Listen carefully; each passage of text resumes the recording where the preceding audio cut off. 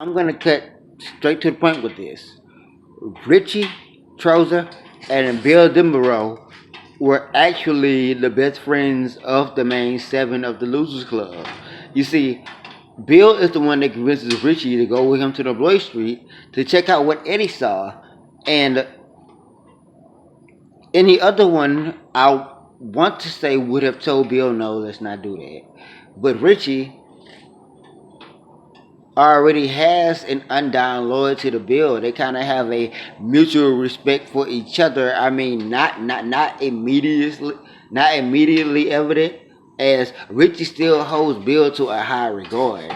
So when they break into Nebloit Street, through the broken window together, it's kind of symbolic of their roles as leader and co-leader of the Losers Club, which will come up much later in the adult portion. So in the Bloy Street, they hear something in the bathroom coming from the top floor. They don't know that's what it was when it happened, but a few seconds later, and Richie saw a werewolf, Bill saw a clown, but they saw one person, and it ran down the cellar stairs to meet them. And Richie screamed, "Bill, it's the Bill, it's the werewolf. Get me out of here." So Bill has a loaded gun that he shoots, which is ineffective. It causes negative type pain So while Richie is trying to get pulled up, they only have one resource left: Richie's sneezing powder that he brought as a fucking joke. And when Billy splashes that itching sneezing powder on the werewolf, he sees that it didn't just irritate it hurt him on a certain level. And they mentioned during that scene, when the werewolf is chasing them, that it marked Richie specifically. So Bill and Silver race to beat the devil again. And that's not the only time that they actually enter Nebloit Street, because much later, once they have confirmed to each other that they all have witnessed and believed what the rest is saying, because it's happening to them too, they decide that they're gonna go to where they know the monster is at, Nebloit Street. So breaking in this time, they get in, and this is where it gets way, way wicked at. So the house begins to play little illusions. Stan, even though he was barely behind them a second ago, looks now, and they seem to be like a mile away, even though they're walking the same hallway. So he reaches back up to them. He tells them something's wrong, and then he freaks the fuck out.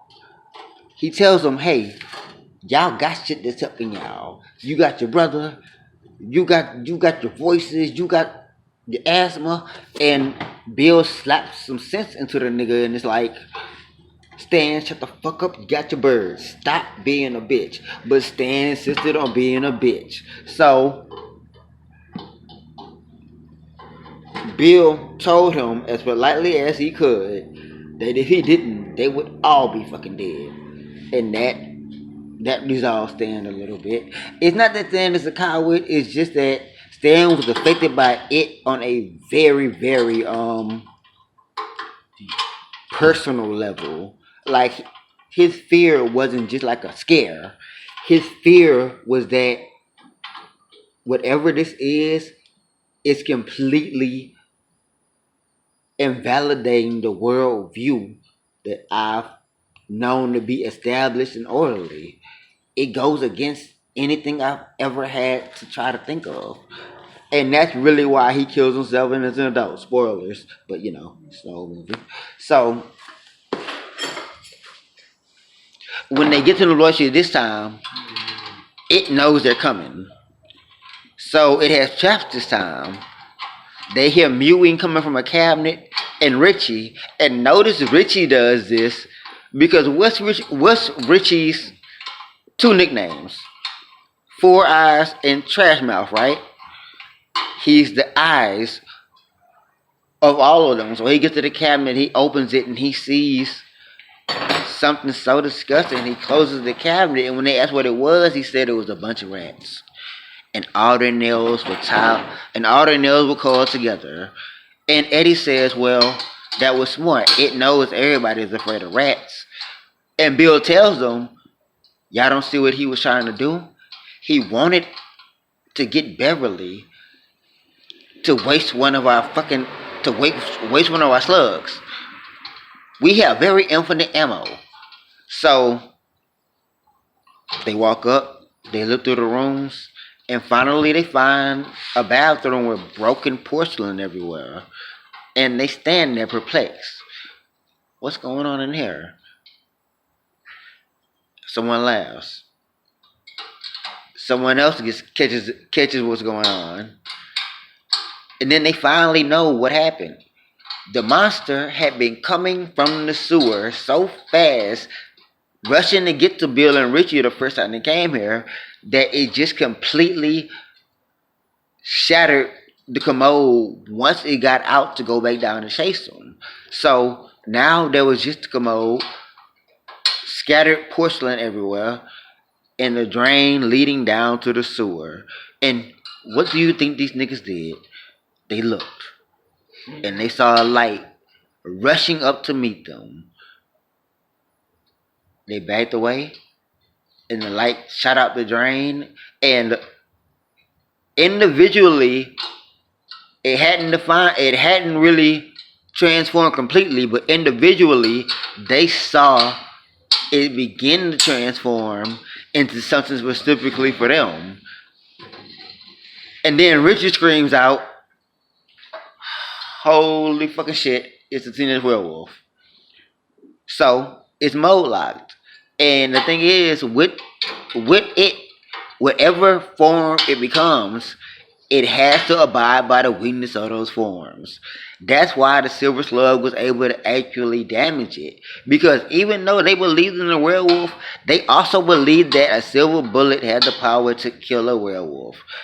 And that's basically the shape-shifting lore in Stephen King most of the time. So they realize now that they've run out of fucking ammo. But not yet. So Beverly takes a slingshot, cups her hand over where the slug should be, and points it at the werewolf.